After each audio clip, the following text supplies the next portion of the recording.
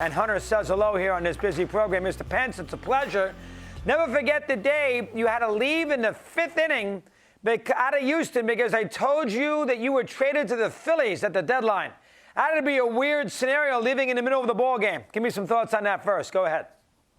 Yeah, extremely weird. But even weirder was a couple days before, 30 minutes before the game, they took me out of the lineup because I was traded. Didn't tell me who. 15 minutes later, put me back in the lineup. And I was just a young kid, and man, did it wreck my anxiety levels. Went through the roof. So 3 days later, ended up getting traded from the outfield. They tell me it's the Phillies, and I'd spent 7-8 years with the Astros, and definitely an experience I'll never forget. Very excellent. I love that. All right, how about the little speech you made there in Great American Ballpark, down 2-0, Giants-Reds, and the Giants, of course, ended up winning 3 straight. They had to win 1-0 in the third game in the extra innings, which was dicey, but you gave them a lot of pregame pep talks in dugouts prior to beating the Reds 3 in a row and Dusty Baker. Thoughts about that for a sec? Go ahead.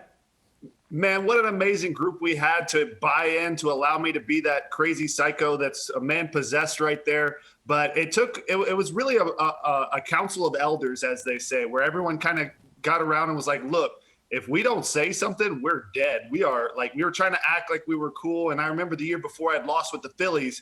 And so Scudero and Brian Wilson and Javier Lopez and these guys were like, we got to say something. And Boch came up, gave a big speech.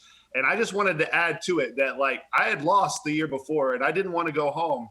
And it was just a thing like, hey, let's play for each other. Who cares if we have to win 100 games in a row? Give everything you have today. And, everyone kind of bought in. The bullpen clutched up and everything kind of fell into place. But really, it was just the whole group buying in, and it was very powerful.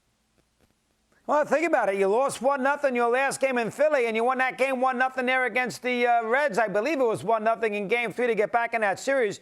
And I tell you, everybody forgets the Barry Zito game, 3-1 down in the same year in St. Louis with the Cardinals trying to beat the Giants to get to the World Series. Zito pitched a great game.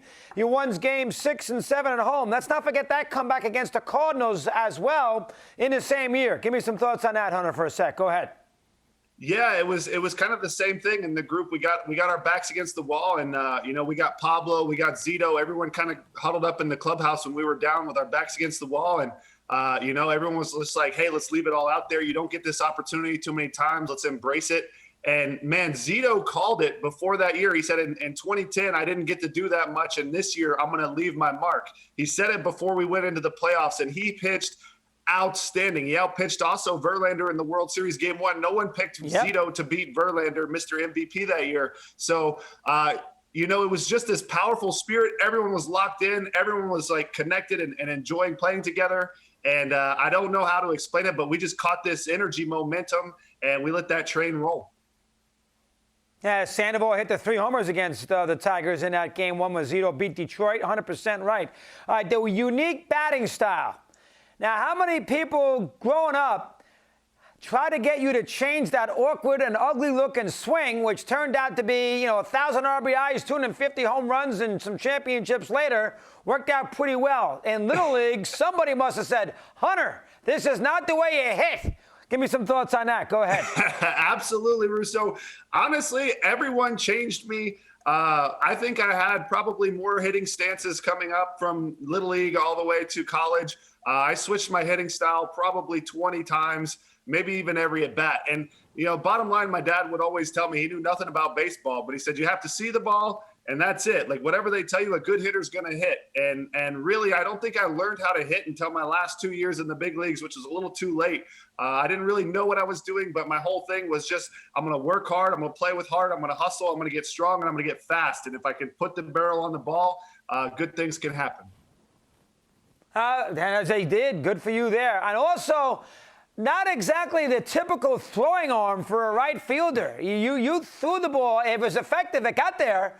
But that was not a Roberto Clemente throwing arm digging the balls out of the right field corner at AT&T. How about that for a sec? Let me hear.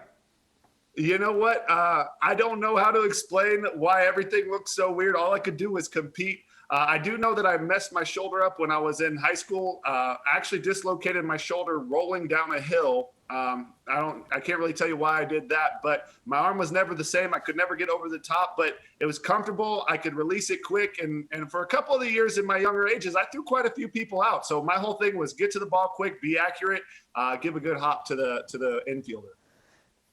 And you are the sort of guy with so much pep that I don't think you have as much trouble adapting to post-baseball life. I know you got things going on down in Texas right now.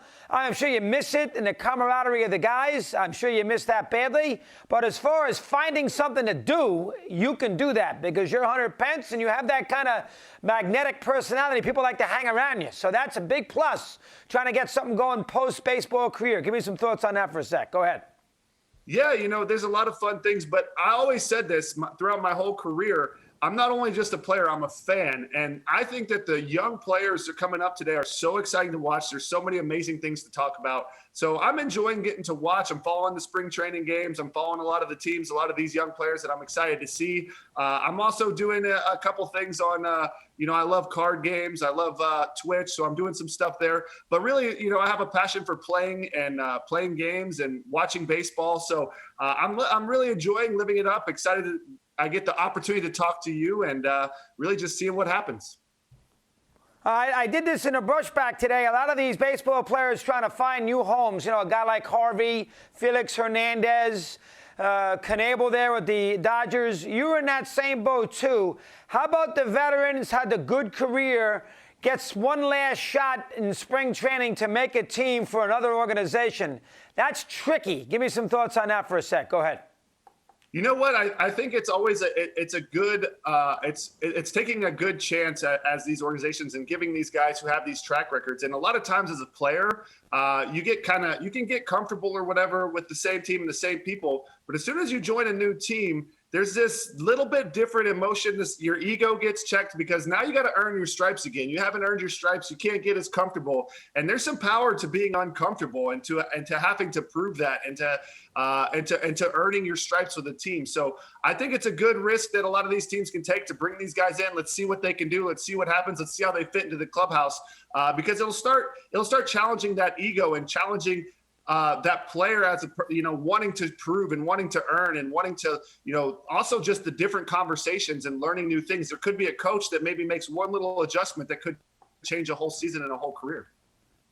Interesting point. Last thing, Hunter, if you were in Cooperstown and they made you wear one cap, would it be an Astro cap or a Giant cap? If I'm in Cooperstown, it's got to be a Giants cap.